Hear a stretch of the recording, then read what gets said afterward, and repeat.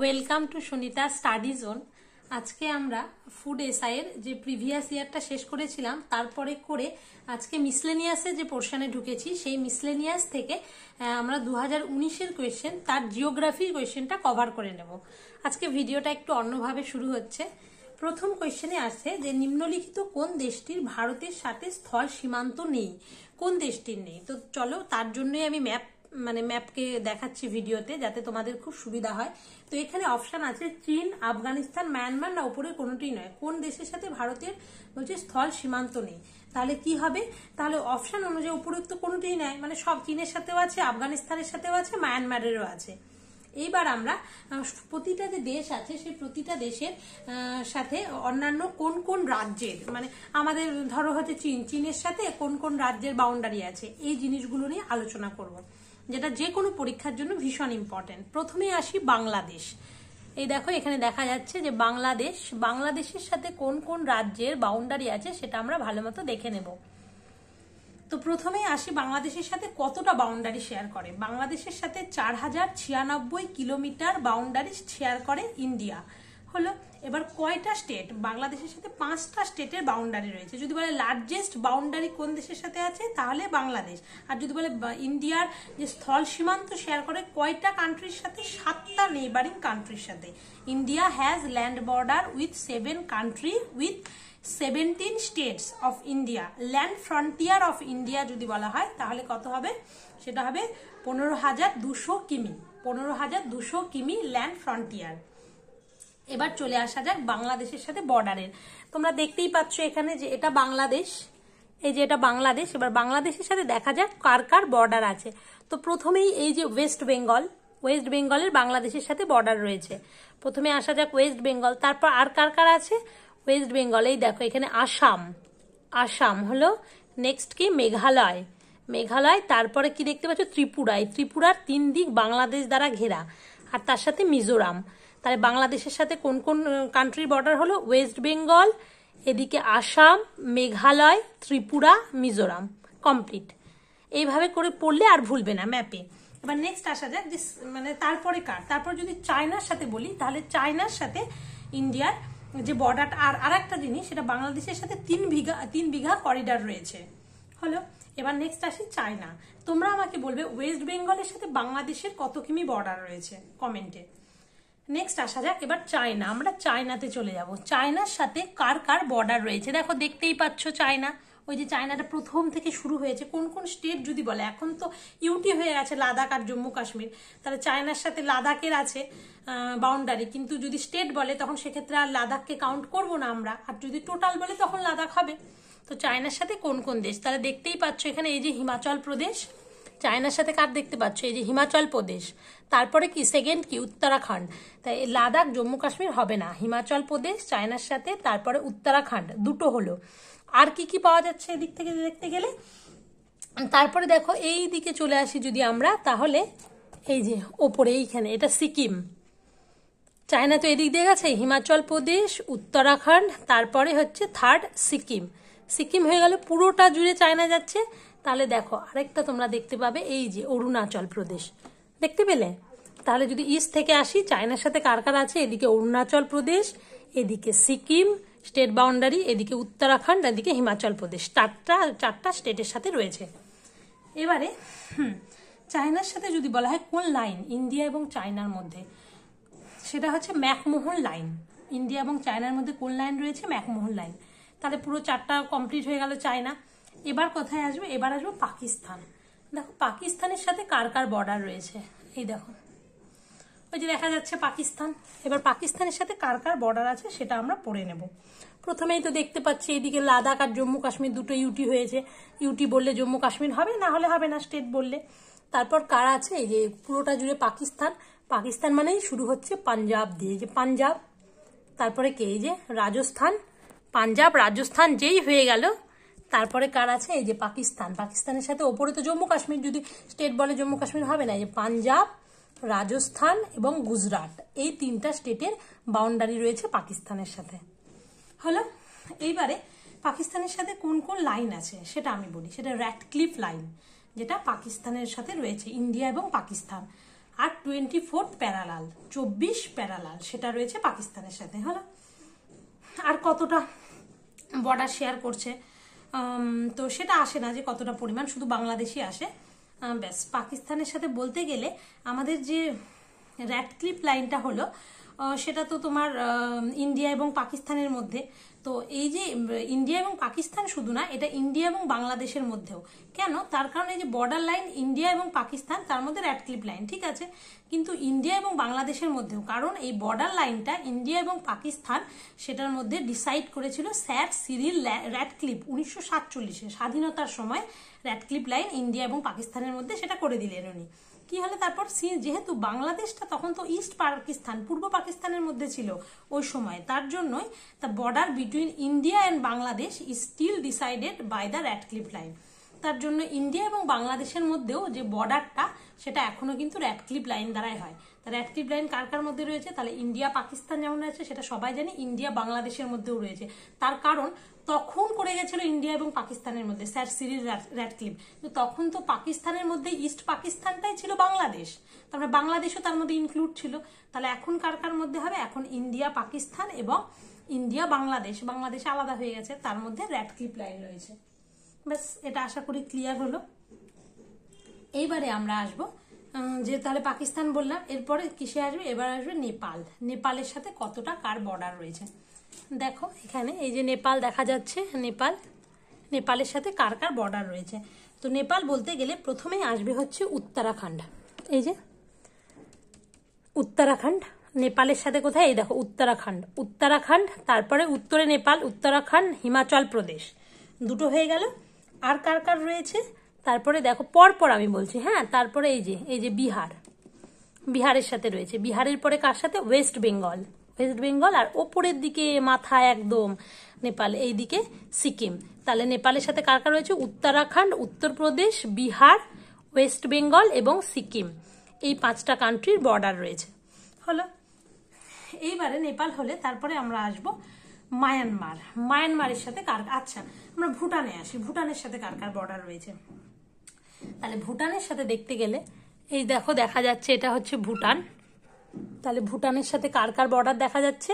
প্রথমেই আছে এই যে সিকিম, ভুটানের সাথে এই যে এটা নেপাল আর ভুটান, তার মাঝে হচ্ছে সিকিম, তাই ভুটানের সাথে সিকিমের বর্ডার আছে। তারপর কার? ওয়েস্ট বেঙ্গল, সিকিম হলো, ওয়েস্ট বেঙ্গল হলো, তারপরে আর কার আছে? এই দেখো সিকিম, তারপরে হলো ওয়েস্ট বেঙ্গল, আর এই যে দেখো এই যে পুরো নিচটা জুড়ে কি ভুটানের, এই যে আসাম, সিকিম, ওয়েস্ট বেঙ্গল, আসাম এবং উপরের দিকে অরুণাচল প্রদেশ, এই 4টার বাউন্ডারি রয়েছে ভুটানের সাথে।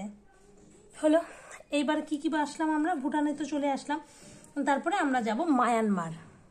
এই দেখো নিচের দিকে, একদম নিচের দিকে এখানে কে রয়েছে? মায়ানমার রয়েছে, এই যে মায়ানমার। তাহলে মায়ানমারের সাথে কোন কোন কান্ট্রির বর্ডার আছে যদি বলে, তখন কি হবে? একদম ওপর থেকে শুরু করবো, এই যে অরুণাচল প্রদেশ, এবং তারপরে কে রয়েছে?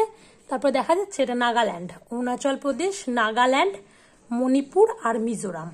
এই অরুণাচল প্রদেশ, নাগাল্যান্ড, মণিপুর, মিজোরাম, এই 4টার রয়েছে কার সাথে? এই মায়ানমারের সাথে রয়েছে। হলো, এবার আরেকটা কোনটা বাকি থাকলো? নেক্সট থাকলো একদম ওপরে, আমাদের ওপরে কে রয়েছে? আফগানিস্তান। তাহলে আফগানিস্তানের সাথে কার রয়েছে? এখন দেখো আগে তো ছিল শুধু বলতো যে একদম ছোট পাক অকুপাইড কাশ্মীর, জম্মু কাশ্মীর, এখন এই দুটোই পড়ছে ইউটি, কিন্তু কোনো স্টেট নেই আফগানিস্তানের সাথে, এবং হচ্ছে শর্টেস্ট বাউন্ডারি আফগানিস্তানের সাথেই রয়েছে। তো কভার করা গেল। আর হচ্ছে আরেকটা আফগানিস্তানের সাথে এই যে লাইনটা আছে, সেই লাইনটার নাম কি? আফগানিস্তানের সাথে রয়েছে ইন্ডিয়া এবং আফগানিস্তানের মধ্যে যে ডুরান্ড লাইন রয়েছে, সেই লাইনটা ডিসাইড করেছিল স্যার হেনরি মর্টিমার ডুরান্ড 1896 সালে। আর এই লাইনটা এখন কিন্তু যেহেতু ইন্ডিয়া এবং পাকিস্তান, তখন দুটোকেই ইন্ডিয়া বলা হতো সেই সময়টায় যখন ওই লাইনটা করা হয়েছিল। তো দ্য বর্ডার বিটুইন পাকিস্তান এবং আফগানিস্তান বর্তমানে সেটাও ডিসাইড করা হয় কিন্তু এই ডুরান্ড লাইন দ্বারা। তার মানে কি ডুরান্ড লাইন কার কার মধ্যে? ইন্ডিয়া এবং আফগানিস্তানের মধ্যেও রয়েছে। আর তার সাথে সাথে পাকিস্তান, তখন যেহেতু পাকিস্তানটা ইন্ডিয়ার মধ্যে ছিল, আর পাকিস্তান এবং আফগানিস্তান এই দুটোর মধ্যেও ডুরান্ড লাইন রয়েছে। হলো, আজকের মতো এই যে আমি যেগুলো মানে কভার করতে চেয়েছিলাম বিভিন্ন কান্ট্রির সাথে আমাদের বিভিন্ন স্টেটের যে বর্ডারগুলো রয়েছে সেটা কভার হলো। এটা ভীষণ ইম্পর্টেন্ট যে কোনো পরীক্ষার জন্য, বিসিএস প্রিলিমস থেকে মেন্স থেকে ক্লার্কশিপ সমস্ত পরীক্ষার জন্য ইম্পর্টেন্ট। ফুড এসআই যে পরীক্ষা, এসএসসি যে পরীক্ষা, মিসলেনিয়াস জিকে আছে, তোমাদের একদম ডিটেলসে বললাম, আশা করি ভালো লেগেছে। এইবারে আমি পরের কোয়েশ্চেনে চলে যাব। এবার ন্যাশনাল পার্কগুলো যেগুলো আছে সেই ন্যাশনাল পার্কে চলে যাব। তো ন্যাশনাল পার্ক বলতে সেগুলো আমি চাইলে পরে তোমরা যদি বলো তাহলে ডিটেলসে ন্যাশনাল পার্কের ইয়েটা করতে পারি। এখানে যে কোয়েশ্চেন আছে সেই কোয়েশ্চেনটা আমি তোমাদের সাথে শেয়ার করছি, সেটা হচ্ছে হেমিস ন্যাশনাল পার্ক। এই দেখো কোয়েশ্চেনটা তোমাদের সাথে আমি শেয়ার করছি, সেটা হলো Hemis national park. Hemis national park কোথায় অবস্থিত? সেটা লাদাখে অবস্থিত। অনেক বিষয় আছে, শুধু এইটুকু পড়লে হবে না কিন্তু, যে হেমিস ন্যাশনাল পার্ক লাদাখে অবস্থিত। এটা কি, এটা হচ্ছে মানে কিসের জন্য বিখ্যাত? এটা স্নো লেপার্ড। লাদাখ মানে বরফ পড়ছে, বুঝতেই পারো। তাহলে সেখানে কি রয়েছে? লাদাখে রয়েছে স্নো লেপার্ড বা তুষার চিতাবাঘের জন্য বিখ্যাত।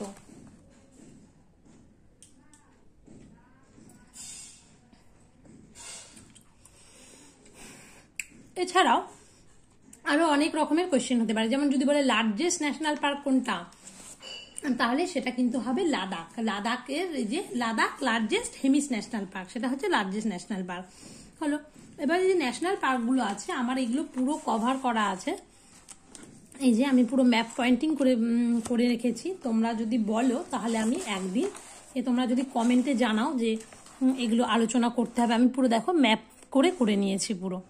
তোমরা যদি বলো যে একদিন ন্যাশনাল পার্কগুলো, এটা যে কোনো কোয়েশ্চেনের জন্য ভীষণ ইম্পর্টেন্ট, আলোচনা করতে হবে, তাহলে আমি একদিন শুধু ন্যাশনাল পার্ক নিয়ে আলোচনা করব। এই দেখো কি সুন্দরভাবে আছে, এই যে হেমিস ন্যাশনাল পার্ক, সেটা কোথায়? লাদাখ, একদম লাদাখ থেকে শুরু হলো। তারপর দেখো এই দেখো জম্মু কাশ্মীর। জম্মু কাশ্মীরে কোন ন্যাশনাল পার্ক রয়েছে? জম্মু কাশ্মীরে রয়েছে দাচিগাম ন্যাশনাল পার্ক, যেটা জম্মু কাশ্মীরে রয়েছে। এছাড়াও কিস্তওয়াড় এই ন্যাশনাল পার্ক রয়েছে। তারপরে যদি আমরা চলে যাই ফার্স্ট ন্যাশনাল পার্কে, তখন ফার্স্ট ন্যাশনাল পার্কের নাম কি সেটা সবাই জানো তোমরা, জিম করবেট ন্যাশনাল পার্ক, সেটা ফার্স্ট ন্যাশনাল পার্ক। তো আগে নাম ছিল হচ্ছে সম্ভবত হেইলি ন্যাশনাল পার্ক। সেটা কোথায় অবস্থিত? সেটা হচ্ছে জিম করবেট ন্যাশনাল পার্ক, যেটা উত্তরাখণ্ডে অবস্থিত। এটা ফার্স্ট ন্যাশনাল পার্ক।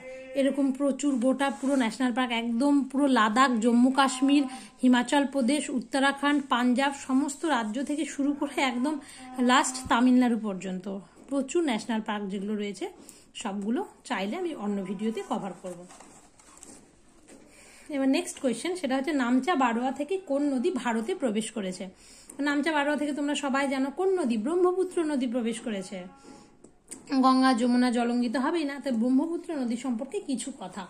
যেমন তোমার ধরো যদি বলে যে আগে প্রথমে উৎপত্তিটা বলা যাক, কোথায় থেকে উৎপন্ন হয়েছে? ব্রহ্মপুত্র নদী তিব্বতের মানস সরোবর যে আছে, সেই তিব্বতের মানস সরোবর এবং কৈলাস পর্বতের মধ্যে মানে মাঝখানে অবস্থিত চেমাইংদুং গ্লেসিয়ার থেকে উৎপন্ন হয়েছে।